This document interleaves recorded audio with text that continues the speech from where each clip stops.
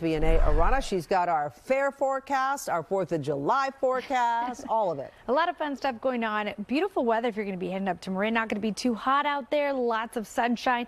And for the 4th of July, the winds are going to play into this. So let's start first with a live look at our cameras. We've got Walnut Creek, Oakland, San Jose, San Francisco at 56. Wind speeds are calm, but that will change. So let's get right to your microclimate forecast, because I've also got to look at how the rest of California is doing, where we're also tracking fire weather conditions.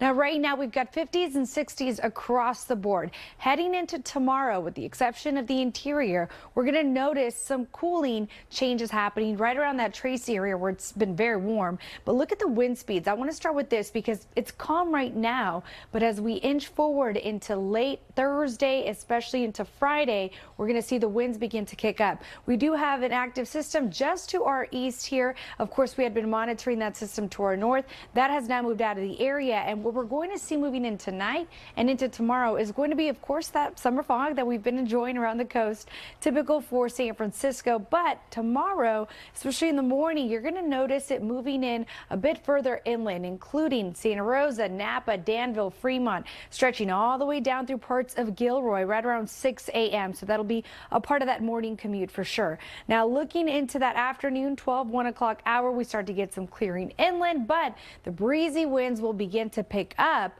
and that's also going to help cool us off into the afternoon. Here's a closer look at what we're monitoring with those daytime highs. Now, 60s will remain for the coast in the Bay, 70s, and then, of course, in through the South Bay and the interior, we start to see some 70s and 80s, and then look at that Thursday wind map. We are expecting to see the winds kick up 20 to 30 plus miles per hour at times, and this is going to bring areas for concern, because especially for those mountainous areas, the coastal mountains, even around San Francisco, if you're going to be out and about anywhere near the night hour to the early morning hour, the wind speeds are going to kick up. We've got low humidity in through the first half of the morning. We get the cooler air, but then here's what happens as we inch into that afternoon sunshine. We get less than 30% for most of the spots, and that's going to mean dangerous conditions, which means no fireworks. Please leave it to the pros. Tomorrow's highs across the entire state of California. We are going to keep the heat in central California. Look at the triple digits there. So really anywhere in California you're traveling to,